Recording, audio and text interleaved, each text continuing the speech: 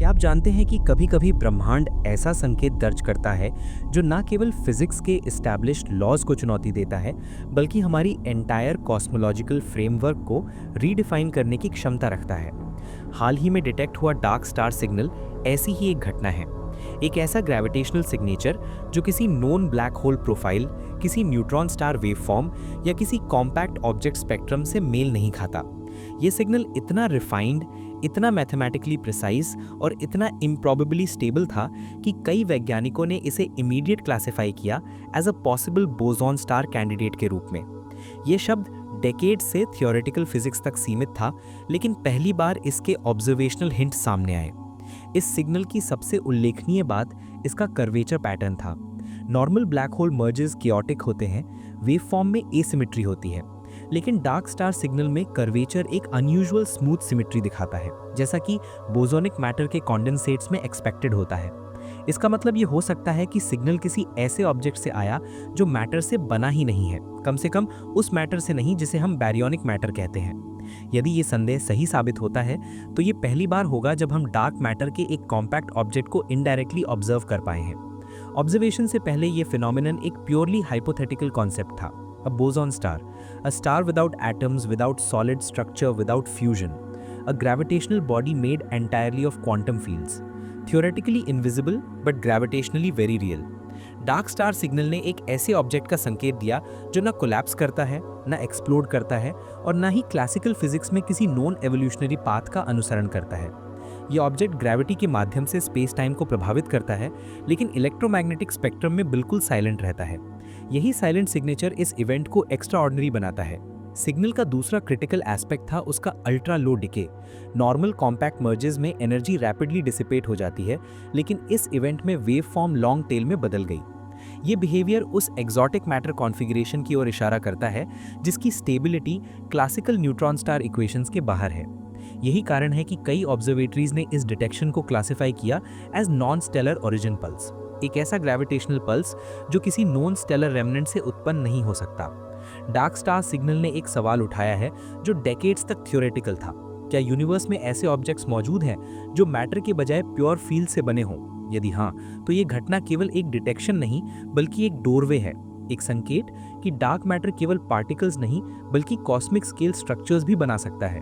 और अगर ये सही है तो हमारी गैलेक्सी के भीतर ऐसे दर्जनों इनविजिबल बॉडीज ड्रिफ्ट कर रहे होंगे, silent, undetectable but gravitationally dominant. Dark star signal की शुरुआत एक मामूली डेटा सेट एनोमली की तरह हुई थी। Observatories routinely gravitational noise filter करती हैं और अधिकांश अनयूजुअल स्पाइक्स इंस्ट्रूमेंटेशन आर्टिफैक्ट्स निकलते हैं, लेकिन इस इवेंट का स्पाइक किसी भी कैलिब्रेशन एरर से मेल नहीं खाता था। उसकी राइज टाइम एक्स्ट्रा ऑर्डिनरी थी। सिग्नल अब्रप्ट नहीं था, न ही जैगेड। ये एक परफेक्टली स्मूथ कर्वेचर था, जैसे स्पेस टाइम ने कंट्रोल डिफॉर्मेशन से गुजरकर एक फाइनली ट्यून्ड ऑसिलेशन उत्पन्न की हो। ये नेचर में लगभग असंभव माना जाता है क्योंकि एस्ट्रोफिजिकल ऑब्जेक्ट्स अनप्रिडिक्टेबल टर्बुलेंस के साथ इंटरैक्ट करते हैं, लेकिन यहाँ टर्बुलेंस का कोई ट्रेस नहीं था। वेव फॉर्म का पहला सेगमेंट सबसे परप्लेक्सिंग था। क्लासिकल ब्लैक होल सिग्नेचर्स में मर्जर के दौरान इंटेंस चर्प पैटर्न पाया जाता है, लेकिन इस सिग्नल में चर्प एब्सेंट था। इंस्टेड वेवफॉर्म एक यूनिफॉर्म ऑसिलेटरी एनवेलप से शुरू होती है, एक ऐसा पैटर्न जो बोसोनिक मैटर कंडेंसेट्स के थ्योरेटिकल सिमुलेशन से अनकैनी सिमिलैरिटी रखता है। ये सिमिलैरिटी इतनी प्रिसाइज थी कि एनालिसिस टीम इसे कोइंसिडेंस मानकर आगे नहीं बढ़ सकी। इस वेवफॉर्म में ग्रेविटेशनल फाइन स्ट्रक्चर था, माइक्रो स्केल अंडुलेशंस जो किसी नॉन पार्टिकल बेस्ड प्रोसेस से उत्पन्न नहीं हो सकते थे। इस सिग्नल को और भी अनॉमलस बनाता है उसका फ्रीक्वेंसी ड्रिफ्ट। नॉर्मल मर्जर्स में फ्रीक्वेंसी ड्रामेटिकली बढ़ती है, लेकिन यहाँ ड्रिफ्ट अनयूजुअली स्टेबल था। स्टेबिलिटी इतनी अननेचुरल लगी कि कई साइंटिस्ट्स ने इनिशियली इसे कॉम्प्यूटेशनल मिक्सिंग एरर माना, लेकिन जब 3 अलग ऑब्जर्वेटरीज के सिंक्रोनाइज्ड डेटा ने वही फ्रीक्वेंसी स्टेबिलिटी दिखाई, तब यह सिद्ध हो गया कि एनोमली रियल थी। स्पेस टाइम में ये टाइप का सस्टेन ड्रिफ्ट थ्योरेटिकल मॉडल्स में केवल तब प्रिडिक्ट है जब ऑब्जेक्ट क्लासिकल मैटर से नहीं बल्कि कोहेरेंट फील्ड से बना हो। इवेंट की लोकलाइजेशन ने मिस्ट्री को और गहरा किया। सोर्स किसी एक्टिव रीजन में नहीं था, कोई सुपरनोवा रेमनेंट नियर बाय नहीं, कोई स्टार फॉर्मिंग टर्बुलेंस नहीं। ये एक अनयूजुअली क्वाइट गैलेक्टिक जोन था, ठीक वही इन्वायरमेंट जहां थ्योरेटिकल बोसन स्टार्स के स्टेबल रहने की हाईएस्ट प्रोबेबिलिटी मानी गई है। ये कोइंसिडेंस नहीं लगती, ये संकेत है कि यूनिवर्स के साइलेंट रीजन्स में फील्ड बेस्ड ऑब्जेक्ट्स छिपे हो सकते हैं, इलेक्ट्रोमैग्नेटिक डार्कनेस में छिपे हुए, केवल ग्रेविटी के सटल सिग्नेचर्स के माध्यम से डेम सेल्स रिवील करते हुए। सिग्नल के टेल एंड में एक और अनएक्सपेक्टेड फीचर सामने आया। वेवफॉर्म डीके नहीं हुई, ये स्लो डिसिपेशन में बदल गई। ऐसा तभी संभव है जब ग्रेविटेशनल स्ट्रक्चर इंट्रिंसिकली स्टेबल हो और collapse dependent mass loss negligible हो। ये फीचर कोई ब्लैक होल मिमिक नहीं कर सकता, न्यूट्रॉन स्टार तो बिल्कुल नहीं। एक्सोटिक मैटर ही एकमात्र प्लॉजिबल एक्सप्लेनेशन बचता है। डार्क स्टार सिग्नल का टेल उतना ही महत्वपूर्ण है जितना उसका ओरिजिन। ये हिंट देता है कि ऑब्जेक्ट इंटरनल प्रेशर और ग्रेविटी के एक डेलिकेट बैलेंस से बना था, एक ऐसी स्टेबिलिटी जो बैरियोनिक मैटर कभी अचीव नहीं करती।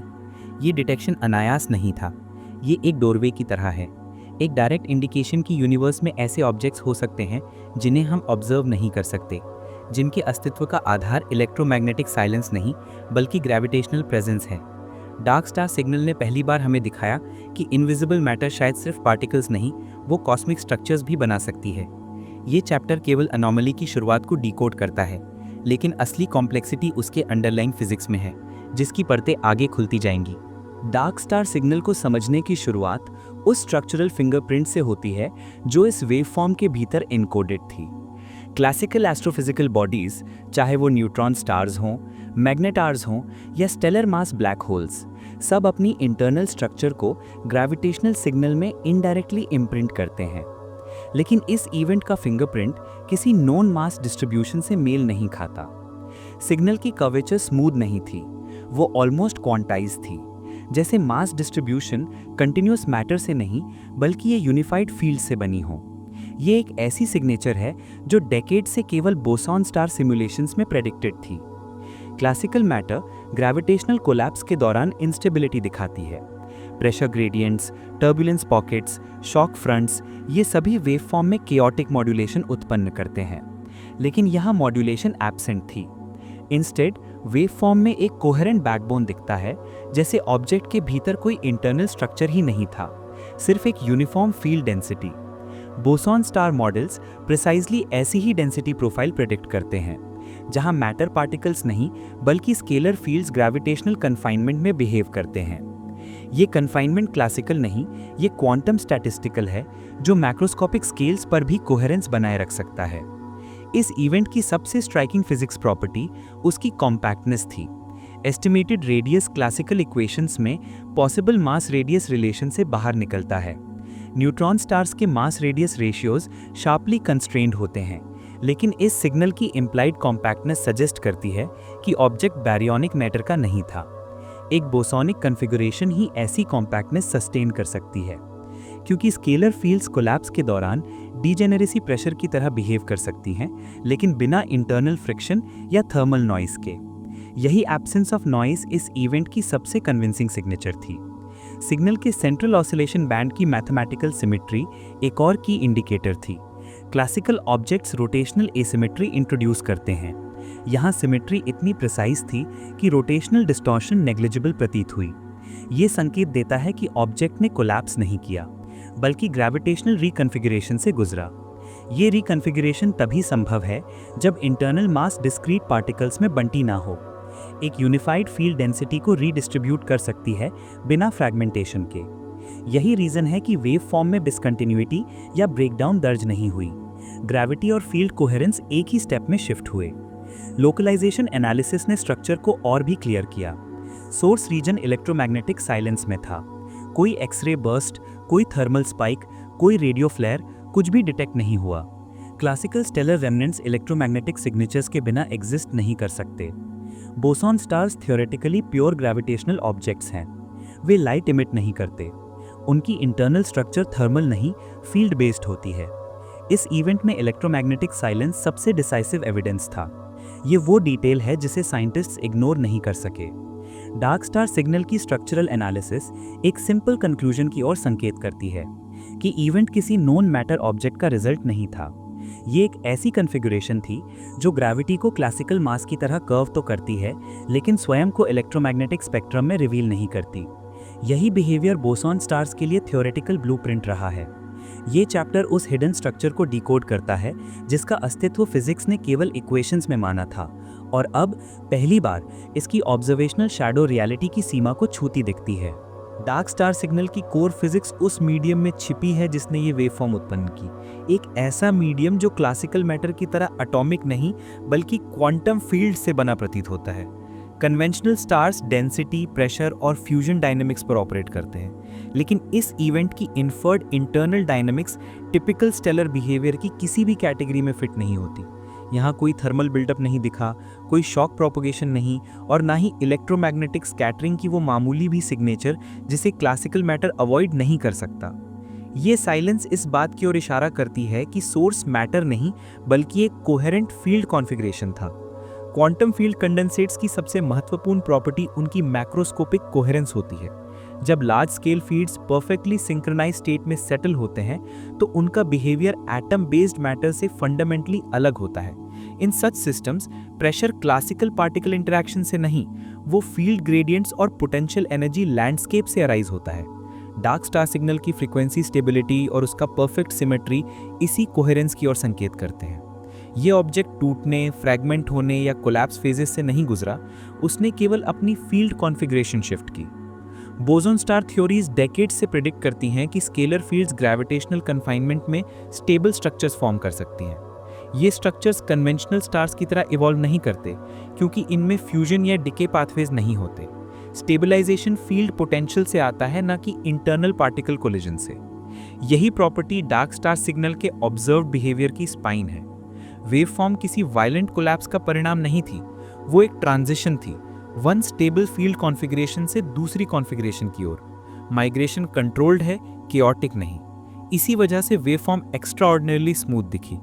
सिग्नल में डिटेक्ट हुई माइक्रो मॉड्यूलेशंस फील्ड ऑसिलेशंस की ओर संकेत करती हैं। क्लासिकल मैटर में ऐसी ऑसिलेशंस पॉसिबल नहीं क्योंकि एटॉमिक स्ट्रक्चर फ्लक्चुएशंस को एम्पलीफाई कर देता है, लेकिन यूनिफाइड फील्ड्स ऑसिलेटरी मोड्स को सस्टेन कर सकते हैं। डार्क स्टार सिग्नल का माइक्रो पैटर्न बिल्कुल उन ऑसिलेटरी मोड्स के जैसा था जो सिमुलेशंस में बोसोनिक कंडेंसेट्स के लिए एक्सपेक्टेड होते हैं। ये डिटेल इवेंट की ऑथेंटिसिटी का सबसे कंपेलिंग हिस्सा है। ये ऐसा संकेत था जो केवल थ्योरी में मौजूद था, लेकिन अब ऑब्जर्वेशन में देखा गया। इवेंट के सोर्स रीजन का थर्मल प्रोफाइल प्रैक्टिकली जीरो था। किसी भी इंटरैक्टिंग स्टेलर ऑब्जेक्ट, चाहे ठंडा न्यूट्रॉन स्टार ही क्यों ना हो, कुछ ना कुछ रेजिडुअल हीट या फोटॉन लीकेज प्रोड्यूस करता है, लेकिन इस सोर्स ने कोई इलेक्ट्रोमैग्नेटिक ट्रेस नहीं छोड़ी। Field based objects thermal output generate नहीं करते, उनकी एनर्जी फील्ड पोटेंशियल में एनकोड रहती है। ये ट्रेट ऑब्जर्वेशन के साथ प्रिसाइजली मैच होती है। थर्मल साइलेंस इस घटना को कन्वेंशनल एस्ट्रोफिजिक्स से अलग कर देती है और इसे उस रेयर कैटेगरी में रखती है जहां फील्ड डायनेमिक्स डोमिनेट करते हैं, पार्टिकल डायनेमिक्स नहीं। चैप्टर 3 इस आइडिया को शेप देता है कि डार्क स्टार सिग्नल एक कन्वेंशनल स्टार नहीं था, बल्कि एक फील्ड बेस्ड ग्रेविटेशनल बॉडी था। A star without atoms, a star made of pure quantum fields, a structure capable of transitioning without destruction. यही वो कॉन्सेप्ट है जो धीरे धीरे फिजिक्स की बाउंड्रीज को बदलता हुआ इस अनोमली को एक नए कॉस्मिक क्लास की ओर इशारा करता है। An object that behaves like a star, लेकिन अस्तित्व में मैटर जैसी कोई चीज नहीं रखता। डार्क स्टार सिग्नल की सबसे निर्णायक पहचान इसकी ग्रेविटी थी। कन्वेंशनल कॉम्पैक्ट ऑब्जेक्ट्स ग्रेविटी को उसी तरह कर्व करते हैं जैसे उनकी इंटरनल मास डिस्ट्रीब्यूशन अलाउ करती है, लेकिन इस इवेंट की कर्वेचर क्लासिकल इक्वेशंस में फिट नहीं होती। स्पेस टाइम का डिफॉर्मेशन अनयूजुअली शैलो लेकिन एक्सट्रीमली कोहेरेंट था, मानो ग्रेविटेशनल फील्ड किसी डिफ्यूज मास से नहीं बल्कि एक कंटिन्यूअस यूनिफॉर्म एनर्जी क्लाउड से उत्पन्न हुई हो। ये बिहेवियर किसी नोन स्टेलर रेमनेंट से मेल नहीं खाता, लेकिन ये बोसोनिक कन्फिगरेशंस की प्रेडिक्टेड ग्रेविटेशनल सिग्नेचर से स्ट्राइकिंगली क्लोज है। इस कर्वेचर का सबसे इंट्रीगिंग हिस्सा था उसका long range profile. Black holes gravity को शार्प ग्रेडियंट के साथ बेंड करते हैं और न्यूट्रॉन स्टार्स अपने आसपास स्टीप कर्वेचर दिखाते हैं, लेकिन डार्क स्टार सिग्नल में कर्वेचर धीरे धीरे टेपर करता दिखा, जैसे ऑब्जेक्ट की ग्रेविटेशनल पुल रेडियस डिपेंडेंट नहीं बल्कि फील्ड डेंसिटी डिपेंडेंट हो। ये एक हॉलमार्क फीचर है स्केलर फील्ड ऑब्जेक्ट्स का। यूनिफाइड फील्ड्स ग्रेविटी को पार्टिकल लाइक क्लस्टर्स में डिस्ट्रीब्यूट नहीं करते, वे स्पेस टाइम को एक स्मूथ फैब्रिक की तरह डिस्टॉर्ट करते हैं। यही स्मूथनेस इस वेव फॉर्म की सबसे पैथोलॉजिकल सिग्नेचर थी। सिग्नल का सेकंड ऑर्डर हार्मोनिक ग्रेविटेशनल एको इस एनोमली को और भी एक्स्ट्राऑर्डिनरी बनाता है। आमतौर पर एकोज टर्बुलेंट एनवायरनमेंट्स में उत्पन्न होते हैं, लेकिन यहाँ एको बिल्कुल क्लीन था।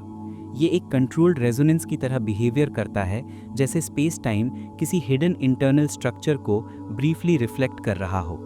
सेवरल थ्योरेटिकल फ्रेमवर्क्स प्रेडिक्ट करते हैं कि बोसोन स्टार्स एक फेंट ग्रेविटेशनल रेजोनेंस मेंटेन कर सकते हैं जब उनकी फील्ड कॉन्फ़िगरेशन ट्रांजिएंटली शिफ्ट होती है। ये रेजोनेंस प्योरली मैथमेटिकल माना जाता था, लेकिन डार्क स्टार सिग्नल के एको ने पहली बार इसकी ऑब्जर्वेशनल हिंट प्रदान की। वेवफॉर्म का amplitude decay classical gravitational processes से फंडामेंटली अलग था। सामान्य मर्जर्स में एम्पलीट्यूड एक्सपोनेंशियल ड्रॉप फॉलो करती है, लेकिन यहाँ डीके पावर लॉ जैसे पैटर्न में दिखा। ये सजेस्ट करता है कि ऑब्जेक्ट कोलैप्स या डिस्पर्जन से नहीं गुजरा, बल्कि ग्रेविटेशनल रिलैक्सेशन मोड में एंटर हुआ। Relaxation modes field based systems में टिपिकल होते हैं, क्योंकि स्केलर फील्ड्स कोलैप्स की बजाय री-इक्विलिब्रेट करते हैं। यही री-इक्विलिब्रेशन इस इवेंट की अनयूजुअल लॉन्गेविटी को एक्सप्लेन करता है। ग्रेविटी स्लोली फेडिंग नहीं थी, वो स्टेडी स्टेट कॉन्फ़िगरेशन की ओर रिटर्न कर रही थी। लोकलाइजेशन डेटा से एक और क्रिटिकल क्लू मिला। इवेंट के आसपास ग्रेविटेशनल लेंसिंग अनयूजुअली वीक थी। एक मैसिव कॉम्पैक्ट ऑब्जेक्ट से सफिशिएंट लेंसिंग एक्सपेक्टेड होती है, लेकिन यहाँ लेंसिंग की स्ट्रेंथ नेग्लिजिबल थी। इसका अर्थ है कि ऑब्जेक्ट का मास हाई नहीं था, लेकिन उसकी ग्रेविटेशनल इम्पैक्ट सरप्राइजिंगली स्ट्रॉन्ग थी। यही कॉन्ट्रडिक्टरी पेयरिंग, लो मास स्ट्रॉन्ग ग्रेविटी, बोसोन स्टार्स की डिफाइनिंग प्रेडिक्शन है। स्केलर फील्ड्स ग्रेविटेशनली सिग्निफिकेंट होते हैं, लेकिन मास डेंसिटी नेग्लिजिबल रख सकते हैं। यही रीज़न है कि ये signal classical compact object constraints को बिना तोड़े एग्जिस्ट कर सका। डार्क स्टार सिग्नल की ग्रेविटेशनल प्रोफाइल ऐसा ब्लूप्रिंट बनाती है जिसे क्लासिकल फिजिक्स एक्सप्लेन नहीं कर पाती, लेकिन स्केलर फील्ड एस्ट्रोफिजिक्स डेकेड से प्रेडिक्ट करती आ रही है। ये प्रोफाइल उस इनविजिबल ग्रेविटेशनल सिग्नेचर की ओर संकेत करती है जहां मैटर किसी पार्टिकल स्ट्रक्चर में बाउंड नहीं, बल्कि प्योर फील्ड फॉर्म में एग्जिस्ट करता है। ग्रेविटी यहाँ मास से नहीं, बल्कि फील्ड पोटेंशियल से इमर्ज होती है। यही वो प्रिंसिपल है जो इस एनोमली को एक्सप्लेन करने का सबसे क्रेडिबल डोरवे बनता है। चैप्टर 4 उस इनविजिबल ग्रेविटेशनल सिग्नेचर को डिकोड करता है जिसने पहली बार संकेत दिया कि यूनिवर्स में ऐसी स्ट्रक्चर्स भी हैं जो प्रकाश को नहीं, लेकिन स्पेस टाइम को अनमिस्टेकेबली बेंड करती हैं। डार्क स्टार सिग्नल की सबसे अनसेटलिंग विशेषता इलेक्ट्रोमैग्नेटिक साइलेंस थी। किसी भी astrophysical event, even the faintest ones, कुछ न कुछ इलेक्ट्रोमैग्नेटिक एक्टिविटी छोड़ते हैं। Thermal signatures, radio transients, X ray tails या मिनिमली स्कैटर्ड फोटॉन्स। लेकिन इस इवेंट में एब्सोल्यूट साइलेंस दर्ज हुई। Zero thermal footprint, zero photon leakage, zero radio flux. ये स्तर का इलेक्ट्रोमैग्नेटिक एब्सेंस प्रैक्टिकली इम्पॉसिबल माना जाता है जब तक कि सोर्स मैटर बेस्ड न हो। अ फील्ड बेस्ड ऑब्जेक्ट ही ऐसा साइलेंस प्रोड्यूस कर सकता है। यही साइलेंस इस इवेंट की आइडेंटिटी बन जाता है। इलेक्ट्रोमैग्नेटिक इनएक्टिविटी का पहला इम्प्लीकेशन ये है कि ऑब्जेक्ट में एटॉमिक स्ट्रक्चर नहीं था। कोई इलेक्ट्रॉन ट्रांजिशंस नहीं, कोई न्यूक्लियर इंटरैक्शंस नहीं, कोई क्रिस्टल स्ट्रेस रिलीज नहीं। कन्वेंशनल कॉम्पैक्ट ऑब्जेक्ट्स में ऐसा साइलेंस संभव नहीं। न्यूट्रॉन स्टार्स क्वांटम डेंस हैं, फिर भी उनसे thermal neutrinos, magnetospheric radio bursts या सरफेस इंटरैक्शंस ट्रेस किए जा सकते हैं। लेकिन जिस रीजन में डार्क स्टार सिग्नल ओरिजिनेट हुआ, वहाँ किसी एनर्जी लीकेज का स्लाइटेस्ट एविडेंस भी नहीं मिला। ये मैटरलेस कॉन्फ़िगरेशन की स्ट्रॉन्गेस्ट ऑब्जर्वेशनल इंडिकेटर है। सिग्नल की स्पेक्ट्रल एनालिसिस ने साइलेंस की नेचर को और स्पष्ट किया। नॉर्मल इवेंट्स में ग्रेविटेशनल वेव्स के साथ इलेक्ट्रोमैग्नेटिक एकोज कोरिलेट करते हैं, लेकिन यहाँ कोरिलेशन ग्राफ कंप्लीटली फ्लैट थी। ये असमानता ये दिखाती है कि स्पेस टाइम डिस्टर्बेंस आइसोलेटेड थी, pure gravitational phenomenon. Classical matter gravitational disturbance create नहीं कर सकता बिना किसी इलेक्ट्रोमैग्नेटिक इंटरफेरेंस के। ये डिस्टिंक्शन स्केलर फील्ड एस्ट्रोफिजिक्स के प्रेडिक्शन से परफेक्टली अलाइन होता है। बोसोन स्टार्स थ्योरेटिकल रूप से ग्रेविटेशनली एक्टिव, लेकिन इलेक्ट्रोमैग्नेटिकली इनविजिबल होते हैं। The silence wasn't just absence, it was patterned absence. जिस समय ग्रेविटेशनल सिग्नेचर पीक पर थी, उसी ड्यूरेशन में थर्मल और रेडियो मैप्स ने डीप नल रीडिंग्स दिखाए। एक सिंक्रोनाइज्ड एब्सेंस किसी रैंडम साइलेंस का संकेत नहीं, बल्कि इंजीनियर्ड सिमेट्री का संकेत देती है। फील्ड कॉन्फ़िगरेशंस किसी भी फ्रीक्वेंसी बैंड में फोटॉन स्कैटर नहीं करते, वे फोटॉन्स को इंटरैक्ट करने का अवसर ही नहीं देते। यही रीज़न है कि इवेंट की ऑप्टिकल डेप्थ फॉर्मली अनडिफाइंड निकली, क्योंकि मेजरमेंट के लिए कोई लाइट इंटरैक्शन था ही नहीं। सोर्स रीजन की लॉन्ग एक्सपोजर इमेजिंग में भी कोई रेजिडुअल हीटिंग नहीं दिखा। ब्लैक होल सक्रीशन हीटिंग उत्पन्न करते हैं, न्यूट्रॉन स्टार सरफेस कूलिंग दिखाते हैं, सुपरनोवा रेमनेंट्स फेंट रेडिएशन छोड़ते हैं। यहाँ कुछ नहीं मिला। ये एब्सेंस टाइम इंडिपेंडेंट भी थी। डेज और फिर वीक्स तक रीजन इनविजिबली स्टैटिक रहा। ऐसा बिहेवियर केवल उन स्ट्रक्चर्स में पॉसिबल है जहां इंटरनल एनर्जी डायनामिकल नहीं होती, बस पोटेंशियल फील्ड में ट्रैप्ड रहती है। यही फील्ड स्टेट डार्क मैटर जैसे ऑब्जेक्ट्स के लिए थ्योरेटिकली प्रपोज्ड है। इलेक्ट्रोमैग्नेटिक साइलेंस इस एनोमली की बैकबोन है। ये साइलेंस केवल एक ऑब्जर्वेशनल फीचर नहीं, बल्कि एक कंस्ट्रेंट है, a strict boundary that eliminates every classical explanation. Dark star signal ने पहली बार उस इनविजिबल आर्किटेक्चर को उजागर किया जो मास और मैटर से परे सिर्फ ग्रेविटी और फील्ड्स पर आधारित हो सकती है। ये चैप्टर उस साइलेंस का विश्लेषण करता है जो इम्पॉसिबल होना चाहिए था लेकिन रिकॉर्डेड है, एक साइलेंस जो शायद डार्क यूनिवर्स के ट्रू नेचर की पहली रियल क्लू है। डार्क स्टार सिग्नल के बाद थ्योरेटिकल फिजिक्स में वो हलचल शुरू हुई जिसकी उम्मीद केवल तब होती है जब कोई ऑब्जर्वेशन एस्टैब्लिश्ड मॉडल्स को असंभव कर दे। सबसे पहले क्लासिकल मॉडल्स को टेस्ट किया गया, लेकिन हर अटेम्प्ट एक फंडामेंटल कॉन्ट्रडिक्शन पर आकर रुक जाती। Black hole models wave form structure को एक्सप्लेन नहीं कर पाए। Neutron star models frequency stability को जस्टिफाई नहीं कर पाए, और एक्सोटिक कॉम्पैक्ट ऑब्जेक्ट्स जैसे क्वार्क स्टार्स इलेक्ट्रोमैग्नेटिक साइलेंस की मांग पूरी नहीं कर पाए। ये अनोमली किसी भी नोन फ्रेमवर्क में फिट नहीं हो रही थी। जनरल रिलेटिविटी के क्लासिकल कोलैप्स सॉल्यूशंस सबसे पहले इवैल्यूएट किए गए, लेकिन उनकी प्रेडिक्शंस में कोलैप्स एसिमेट्री, हाई फ्रीक्वेंसी चर्प्स और थर्मल सिग्नेचर्स अनिवार्य रूप से आते हैं। डार्क स्टार सिग्नल इनमें से किसी भी कैरेक्टरिस्टिक को एग्जिबिट नहीं करता। क्लासिकल सॉल्यूशंस एक ऐसी इवेंट को सिंपली अलाउ ही नहीं करते जो परफेक्टली कोहेरेंट, लो मास, हाई स्टेबिलिटी और जीरो फोटॉन आउटपुट रखती हो। इसका मतलब था कि या तो ऑब्जर्वेशन फ्लॉड था या नेचर क्लासिकल कोलैप्स से अलग तरीके से बिहेव कर सकती है। ऑल्टरनेटिव मॉडल्स जैसे प्राइमोर्डियल ब्लैक होल्स भी कंसिडर किए गए, लेकिन primordial black holes themselves thermal emission से पूर्ण रूप से मुक्त नहीं होते। हॉकिंग रेडिएशन मिनिमम ट्रेस छोड़ देता है। डार्क स्टार सिग्नल में किसी रेडिएशन का अंश तक नहीं मिला। इसके अलावा primordial black holes chaotic curvature छोड़ते हैं। यहाँ कर्वेचर डेंजरसली स्मूथ था। उस स्मूथनेस ने इस हाइपोथेसिस को असंभव बना दिया। Then came the exotic physics models like fermion-boson hybrids, dark matter clumps and gravitational solitons. लेकिन इनमें से भी कोई model gravitational resonance, frequency drift stability और इलेक्ट्रोमैग्नेटिक साइलेंस तीनों को एक साथ सेटिस्फाई नहीं कर पाया। Dark matter clumps gravity produce कर सकते हैं, लेकिन कोहेरेंट ट्रांजिशंस नहीं। ग्रेविटेशनल सॉलिटॉन्स थियोरेटिकल रूप से एग्जिस्ट कर सकते हैं, लेकिन हाई एनर्जी सिग्नेचर छोड़ते हैं। ये इवेंट इसके विपरीत रिमार्केबली लो एनर्जी था। अंत में स्केलर फील्ड मॉडल्स की ओर ध्यान गया। बोसॉन स्टार्स के थियोरेटिकल फ्रेमवर्क्स डेकेड्स से एग्जिस्ट करते हैं, लेकिन उन्हें कभी ऑब्जर्वेशनल स्टेटस नहीं मिला था। फर्स्ट प्रिंसिपल्स इक्वेशंस प्रेडिक्ट करती हैं कि स्केलर फील्ड्स ग्रेविटेशनल कन्फाइनमेंट में स्टेबल कॉन्फ़िगरेशंस बना सकती हैं, जैसे मैक्रोस्कोपिक क्वांटम सिस्टम्स जिनके internal degrees of freedom classical matter से इंडिपेंडेंट होते हैं। बोसॉन स्टार मॉडल्स इस अनोमली की हर प्रॉपर्टी को सेटिस्फाई करते हैं: smooth curvature, stable frequency drift, long tail gravitational signature, compactness without mass and perfect electromagnetic silence. ये मॉडल इस अनोमली को सिर्फ मैच नहीं करती, ये उसे वैलिडेट करती है। स्केलर फील्ड्स के मासलेस या ultra light variants dark matter के लीडिंग कैंडिडेट्स हैं।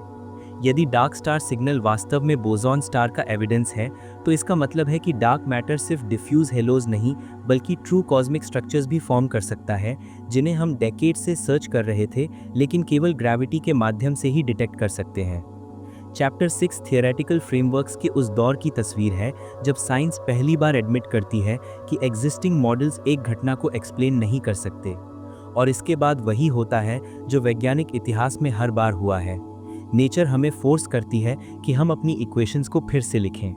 डार्क स्टार सिग्नल के बाद एक नई दिशा खुली, एक ऐसी दिशा जो इस इवेंट को केवल डार्क मैटर स्ट्रक्चर का संकेत नहीं, बल्कि उससे कहीं आगे एक डीपर फिनोमिनन का संभावित प्रमाण बनाती है। डार्क मैटर ट्रेडिशनली एक डिफ्यूज, नॉन इंटरैक्टिंग कंपोनेंट माना जाता है, जो गैलेक्सीज को बाइंड करता है, लेकिन स्टार लाइक फॉर्मेशंस नहीं बनाता। इसलिए जब इस इवेंट की ग्रेविटेशनल प्रोफाइल ने dense, coherent, star like behaviour दिखाया तो ये अंडरस्टैंडिंग तुरंत अधूरी पड़ गई। सिग्नल की कॉम्पैक्टनेस और stability normal dark matter halos या क्लम्प्स से बिल्कुल मेल नहीं खाती। ऐसा डेंस कॉन्फ़िगरेशन केवल तब संभव है जब मैटर नहीं, फील्ड्स ग्रेविटेशनल कन्फाइनमेंट में हो। इस इवेंट की सबसे स्ट्राइकिंग प्रॉपर्टी थी उसका intermediate scale, neither microscopic nor stellar. ये प्रिसाइजली वही मास रेंज है जहां ultra light scalar fields field level coherence achieve कर सकते हैं। कन्वेंशनल डार्क मैटर स्केल पर स्ट्रक्चर्ड नहीं होता, लेकिन स्केलर फील्ड्स हो सकते हैं। यही रीज़न है कि ये इवेंट सिर्फ डार्क मैटर नहीं था, ये डार्क मैटर फील्ड डायनामिक्स का डायरेक्ट सिग्नेचर हो सकता है। थ्योरेटिकल मॉडल्स प्रिडिक्ट करते हैं कि यदि स्केलर फील्ड्स एग्जिस्ट करते हैं तो वे कोहेरेंट कॉन्डेंसेट्स फॉर्म करते हैं जो स्टार जैसी स्टेबिलिटी हासिल कर सकते हैं, लेकिन फ्यूजन के बिना। डार्क स्टार सिग्नल की स्टेबिलिटी इस प्रिडिक्शन से अनकैनी तरीके से मैच हुई। सिग्नल के फ्रीक्वेंसी हार्मोनिक्स ने एक और एक्स्ट्राऑर्डिनरी डिटेल रिवील की।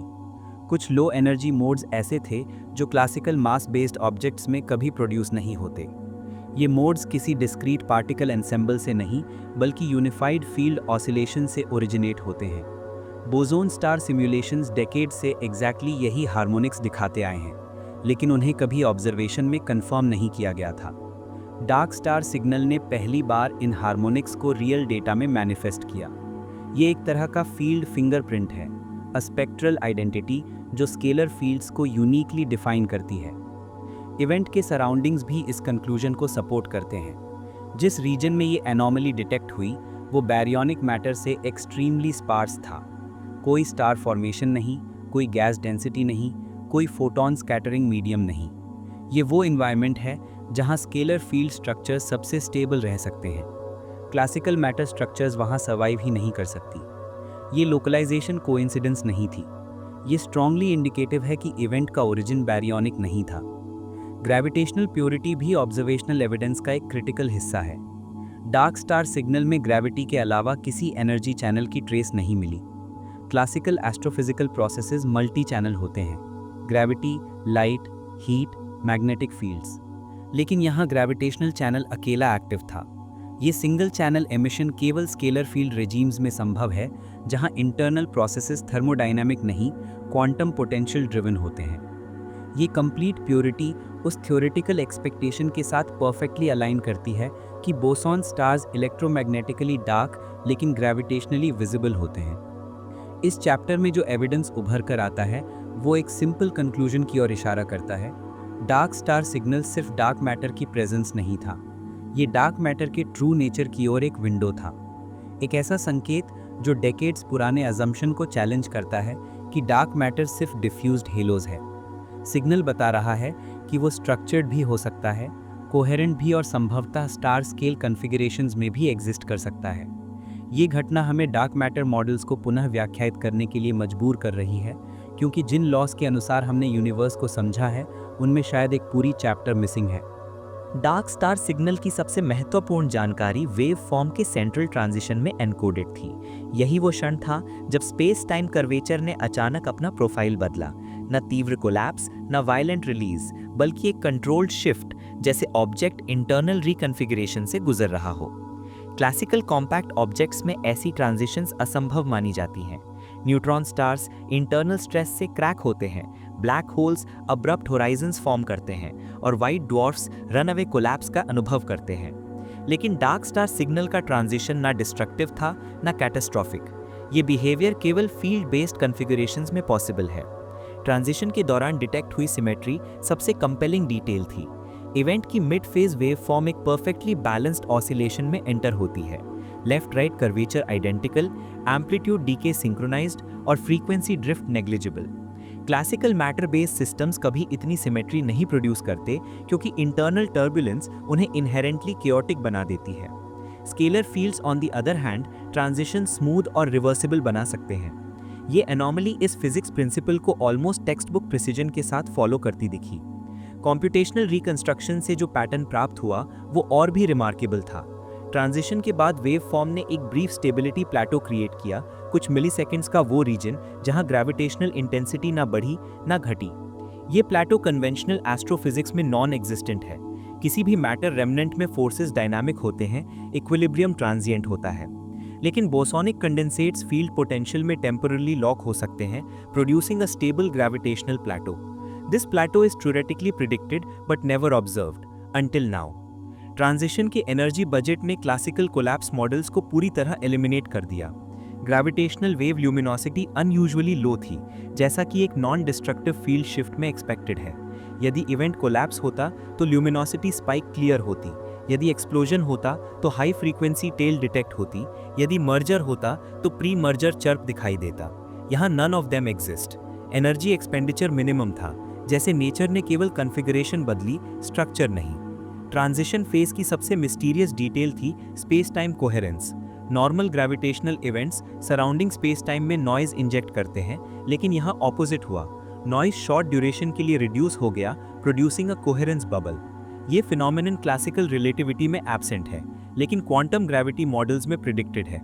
जब स्केलर फील्ड्स कलेक्टिव मोड में ट्रांजिशन करते हैं, स्पेस टाइम ब्रीफली स्टेबलाइज हो सकता है। ये स्टेबलाइजेशन डार्क स्टार सिग्नल के दौरान प्रिसाइजली उसी इंटरवल में डिटेक्ट हुई जहां इंटरनल रिकॉन्फ़िगरेशन एक्सपेक्टेड थी। लोकलाइजेशन स्टडीज कंफर्म करती हैं कि ट्रांजिशन किसी एक्सटर्नल ट्रिगर की वजह से नहीं हुआ। No companion star, no tidal force, no supernova shock wave. This was a self driven internal shift, a signature exclusively possible in self bound field objects. Boson star models में such autonomous transitions decades से mathematical solutions में मौजूद हैं। Dark star signal ने पहली बार उन theoretical solutions को ऑब्जर्वेशनली validate करने जैसी स्थिति पैदा कर दी है। चैप्टर 8 बताता है कि यही ट्रांजिशन वो की थी जिसने इस एंटायर एनोमली को क्लासिकल एस्ट्रोफिजिक्स से दूर और फील्ड बेस्ड फिजिक्स की ओर डिसाइसिवली पुश किया। ये संकेत देता है कि यूनिवर्स ऐसे स्ट्रक्चर्स होस्ट करता है जो कोलैप्स नहीं करते, एक्सप्लोड नहीं करते, बल्कि क्वाइटली रिकॉन्फ़िगर होते हैं, जैसे lightless stars made only of fields shaping space time without participating in baryonic physics. Dark star signal की जो अंतिम और सबसे निर्णायक परत उभरी, वो थी इवेंट की मास सिग्नेचर। वेवफॉर्म रिकंस्ट्रक्शन में मास एस्टिमेट ना तो ब्लैक होल फॉर्मेशन थ्रेशोल्ड को क्रॉस करता है, ना न्यूट्रॉन मैटर स्टेबिलिटी लिमिट्स को। ये प्रिसाइजली उसी नैरो बैंड में फॉल करता है जहां थ्योरेटिकल बोसॉन स्टार्स प्रेडिक्टेड हैं, 10 to 30 सोलर मासेस रेंज, बिना किसी बैरियोनिक ट्रेस के। यही मास विंडो डेकेड्स से फिजिक्स में एक अनरिजॉल्व्ड क्यूरियोसिटी थी और डार्क स्टार सिग्नल उसके केंद्र में बैठता है। मास सिग्नेचर केवल मैग्नीट्यूड में ही नहीं, बल्कि उसके डिस्ट्रीब्यूशन पैटर्न में भी एनोमलस था। क्लासिकल स्टेलर रेमनेंट्स में मास एसिमेट्री स्पष्ट दिखाई देती है। Uneven matter flow gravitational wave में क्लियर रिपल्स पैदा करता है, but here mass distribution perfectly uniform थी, एक अल्ट्रा सिमेट्रिक कोर जैसे स्पेस टाइम को होल्ड कर रहा हो। ये यूनिफॉर्मिटी किसी भी फिजिकल मैटर बेस्ड ऑब्जेक्ट में इम्पॉसिबल है। ये प्रॉपर्टी केवल स्केलर फील्ड्स में नेचुरली अराइज होती है, जो डिस्ट्रीब्यूटेड मास एनर्जी को स्मूथ कंटिन्यूअस फॉर्म में मेंटेन करते हैं। यही फीचर डार्क स्टार मॉडलिंग के साथ 1-to-1 मैच करता है। इसके साथ ही पीक एक्सेलरेशन फेज ने एक ऐसा क्लू दिया जो किसी भी कन्वेंशनल फिजिक्स मॉडल में फिट नहीं बैठता। एक्सेलरेशन के दौरान एक्सपेक्टेड कर्वेचर स्पाइक एब्सेंट थी। ब्लैक होल प्रीकर्सर्स कोलैप्स में अनअवॉइडेबल स्पाइक्स देते हैं, न्यूट्रॉन स्टार्स क्रैकिंग से नॉइज बर्स्ट पैदा करते हैं, लेकिन यहाँ कर्वेचर एक कंटिन्यूअस एक्सपोनेंशियल कर्व पर मूव कर रही थी, जैसे ऑब्जेक्ट इंटरनल प्रेशर और स्पेस टाइम टेंशन को परफेक्टली बैलेंस कर रहा हो। ये बैलेंसिंग एक्ट केवल फील्ड ऑब्जेक्ट्स में पॉसिबल है, जो मैटर की तरह रेजिस्ट नहीं करते, बल्कि कॉन्फ़िगरेशन रीशेप करके फोर्सेस न्यूट्रलाइज करते हैं। सिग्नल में इलेक्ट्रोमैग्नेटिक साइलेंस भी एक निर्णायक फैक्टर था।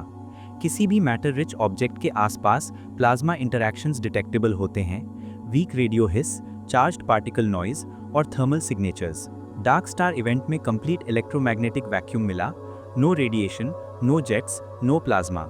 ये सिर्फ 2 सिनेरियोज में पॉसिबल है, प्योर वैक्यूम ऑब्जेक्ट्स या pure field objects. Vacuum objects theoretically unstable हैं, field objects boson stars fully compatible हैं। इस घटना का सबसे प्रोफाउंड हिस्सा था post event space time settling pattern. किसी भी मैसिव इवेंट के बाद स्पेस टाइम में रेजिडुअल ट्रेमर्स रहते हैं, मिनट्स टू आवर्स तक माइक्रोस्कोपिक डिस्टॉर्शंस डिटेक्टेबल रहते हैं। बट डार्क स्टार सिग्नल के बाद space time unusually fast settle हुआ, सिर्फ कुछ सेकंड्स में कर्वेचर बेसलाइन पर लौट आई। ये unnatural smooth settling quantum field objects की सबसे प्रिडिक्टेड प्रॉपर्टीज में से एक है।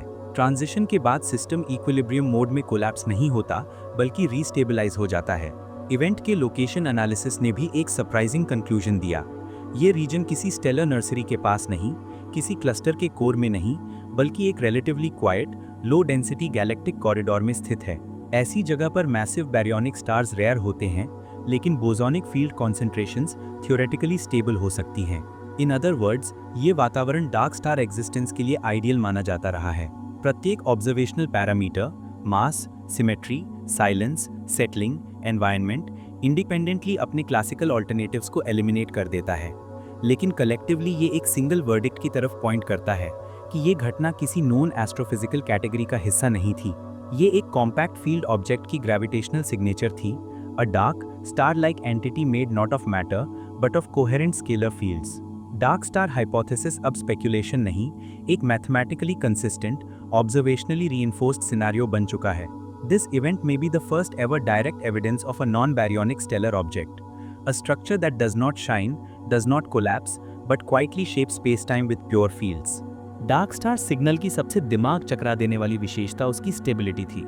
किसी भी मैसिव ऑब्जेक्ट का स्पेस टाइम पर इतना साफ, इतना सिमेट्रिकल प्रभाव तब तक संभव नहीं जब तक उसके भीतर मौजूद स्ट्रक्चर कोलैप्स को रेजिस्ट कर सके। लेकिन conventional matter based bodies collapse resist नहीं कर सकते। चाहे न्यूट्रॉन डीजेनरेसी हो या क्वांटम प्रेशर, हर लिमिट की एक सीमा है और उससे आगे मैटर का कोई भी फॉर्म अपना शेप खो देता है। यही कारण है कि न्यूट्रॉन स्टार्स एक थ्रेशोल्ड के बाद ब्लैक होल बन जाते हैं। But the dark star behaves differently. Signal modelling reveal करता है कि ऑब्जेक्ट के अंदर कोलैप्स को रोकने वाली फोर्स कोई मैकेनिकल प्रेशर नहीं, बल्कि सेल्फ इंटरैक्टिंग स्केलर फील्ड थी। स्केलर फील्ड्स मैटर की तरह बिहेव नहीं करते। उनमें ना तो एटॉमिक लैटिस होता है, ना डेंसिटी ग्रेडियंट्स, ना कंप्रेशन लिमिट्स। वे कॉन्फ़िगरेशन बेस्ड स्ट्रक्चर बनाते हैं, जैसे किसी फ्लूइड का ड्रॉप जो इंटरनल टेंशन से स्टेबलाइज होता है, लेकिन इनकॉम्प्रेसिबल सॉलिड की तरह ब्रेक डाउन नहीं करता। यही कारण है कि इवेंट के दौरान ऑब्जेक्ट ने कोलैप्स से बचकर एक फुली कोहेरेंट ग्रेविटेशनल आइडेंटिटी बनाए रखी। डार्क स्टार की स्टेबिलिटी का दूसरा पिलर है उसका phase coherence. Classical stars multi layered होते हैं, कोर, मैंटल, क्रस्ट और हर लेयर में अलग डायनामिक्स, एनर्जी ट्रांजिशंस डिस्टॉर्शन पैदा करते हैं जो ग्रेविटेशनल वेव्स में केओटिक सिग्नेचर्स छोड़ते हैं। लेकिन इस इवेंट में किसी भी केओटिक कंपोनेंट का नामो निशान नहीं था। वेव हार्मोनिक्स एक परफेक्ट मोनोटोनिक कर्व पर सस्टेन रहे, जैसे पूरा ऑब्जेक्ट एक सिंगल यूनिफाइड फेज में ऑसिलेट कर रहा हो। ये प्रॉपर्टी सिर्फ बोसोनिक कंडेंसेट्स में थ्योरेटिकली संभव है, जहां ट्रिलियंस ऑफ क्वांटा एक ही क्वांटम स्टेट में लॉक्ड रहते हैं। सबसे कंपेलिंग क्लू स्टेबिलिटी के रोटेशन पैटर्न से मिला। Conventional rotating masses frame dragging irregularities पैदा करते हैं, लेकिन डार्क स्टार इवेंट में rotation induce space time twist linear था। No jitter, no turbulence, no multimode distortion. ये behaviour metal independent rotation model से मैच करता है, जहां एंगुलर मोमेंटम फील्ड कॉन्फ़िगरेशन में रीडिस्ट्रीब्यूट हो जाता है। फील्ड ऑब्जेक्ट्स रोटेशनल ब्रेकअप से नहीं टूटते, वे जियोमेट्री बदलकर एनर्जी बैलेंस कर लेते हैं। ये अडेप्टेबिलिटी डार्क स्टार को किसी भी एक्सट्रीम ग्रेविटेशनल कंडीशन में भी कोलैप्स फ्री रहने देता है। स्टेबिलिटी पैराडॉक्स का अंतिम टुकड़ा था इवेंट के बाद ग्रेविटेशनल डिसिपेशन का रेट। किसी भी मैसिव एनकाउंटर के बाद space time disturbances long tail में डिके करती हैं। But here dissipation ultra fast था, जैसे सिस्टम इंटरनल डैम्पिंग फैक्टर को सेल्फ करेक्ट कर रहा हो। ये बिहेवियर क्लासिकल फिजिक्स में इम्पॉसिबल है, क्योंकि मैटर बेस्ड सिस्टम्स में इनर्शिया और इंटरनल फ्रिक्शन डिके को स्लो कर देते हैं। फील्ड ऑब्जेक्ट्स में फ्रिक्शन नहीं, सिर्फ कॉन्फ़िगरेशन शिफ्ट होता है, इसलिए डिके शार्प और क्लीन होता है। डार्क स्टार की स्टेबिलिटी ने मॉडर्न फिजिक्स को यह समझने पर मजबूर किया कि यूनिवर्स में ऐसे ऑब्जेक्ट संभव हैं जो ना मैटर हैं ना वैक्यूम। एक तीसरी category non baryonic self sustained field dominant bodies. ऐसे ऑब्जेक्ट्स कोलैप्स नहीं करते, डिके नहीं करते और स्पेस टाइम को अपने एग्जिस्टेंस से रीशेप करते हैं। स्टेबिलिटी पैराडॉक्स इस बात का पहली बार ऑब्जर्वेशनल प्रूफ है कि फिजिक्स में स्टेबल कॉम्पैक्ट ऑब्जेक्ट्स का एक कंप्लीटली न्यू क्लास एग्जिस्ट करता है, one that survives where matter cannot. इस पूरे इन्वेस्टिगेशन के बाद एक बात निर्विवाद रूप से सामने आती है, द डार्क स्टार सिग्नल सिर्फ एक अनोमली नहीं था, ये एक साइलेंट कन्फर्मेशन था कि ब्रह्मांड के अंदर वो सब कुछ मौजूद है जिसे हमने अभी तक थ्योरेटिकल माना था। एक ग्रेविटेशनल स्ट्रक्चर जिसने ना मैटर लॉस फॉलो किए न क्लासिकल कोलैप्स बाउंड्रीज, फिर भी स्पेस टाइम में अपनी एक पूर्ण कोहेरेंट आइडेंटिटी दर्ज करा दी। यही उस घटना का सबसे गहरा अर्थ है। डार्क स्टार इवेंट ने ये साबित किया कि यूनिवर्स के विजिबल स्टार्स, नेबुले और गैलेक्सीज सिर्फ उसकी सुपरफिशियल टोपोलॉजी हैं। असली आर्किटेक्चर उन स्ट्रक्चर्स में छिपी है जो लाइट इमिट नहीं करते, रेडिएशन नहीं बनाते और बैरियोनिक सिग्नेचर्स पैदा नहीं करते। ये उन्हीं एंटिटीज़ में से एक था, अ compact coherent field based star, एक ऐसा ऑब्जेक्ट जिसकी प्रेजेंस सिर्फ स्पेस टाइम की कर्वेचर में महसूस की जा सकती है। इस डिस्कवरी ने फिजिक्स को एक नए फेज में धकेल दिया है। अब प्रश्न ये नहीं है कि डार्क स्टार्स एग्जिस्ट करते हैं या नहीं, असली सवाल ये है कि वे कितने हैं, कहाँ हैं और कॉस्मिक एवोल्यूशन में उनका एक्चुअल रोल क्या है। क्या वे गैलेक्सी फॉर्मेशन के अनसीन स्कैफोल्ड्स हैं? क्या वे डार्क मैटर की मिसिंग स्ट्रक्चर को एक्सप्लेन करते हैं? या क्या वे किसी और कहीं अधिक एक्सोटिक फिनोमिनन की शुरुआत हैं? डार्क स्टार सिग्नल ने मॉडर्न कॉस्मोलॉजी की हर नोन इक्वेशन के बाहर एक दरार खोली है, एक ऐसा फ्रैक्चर जिसके पीछे एक कंप्लीटली न्यू फिजिक्स रिजीम दिखाई देता है। अब रिसर्च टीम्स ग्लोबल लेवल पर अपने डिटेक्टर्स को रीट्यून कर रही हैं ताकि भविष्य के इवेंट्स को और साफ और डीप रेजोल्यूशन में रिकॉर्ड किया जा सके। हर अगली डिटेक्शन शायद हमें ये बताएगी कि ये आइसोलेटेड अनोमली थी या एक साइलेंट पॉपुलेशन का पहला ग्लिम्प्स। और यही वो मोमेंट है जहां आपकी क्यूरियोसिटीज जर्नी का हिस्सा बनती है। अगर ये डॉक्यूमेंट्री आपको ज्ञान, रहस्य और इंसाइट के उस स्तर तक लेकर गई जहां स्पेस सिर्फ ऊपर का आकाश नहीं बल्कि एक डायनामिक, इवॉल्विंग, हिडन रियलिटी बन गया, तो इसे आगे बढ़ाएं। लाइक करें, कमेंट में बताएं कि आप डार्क स्टार हाइपोथेसिस के कौन से पहलू पर पूरी डिटेल डॉक्यूमेंट्री देखना चाहते हैं, और इस चैनल को सब्सक्राइब करें ताकि अगली कॉस्मिक ब्रेक थ्रू मिस ना हो, क्योंकि यूनिवर्स अभी भी अपने सबसे बड़े सीक्रेट्स क्वाइटली हमारी ओर भेज रहा है और हम उन्हें डिकोड करने के बिल्कुल शुरुआती मोड़ पर हैं।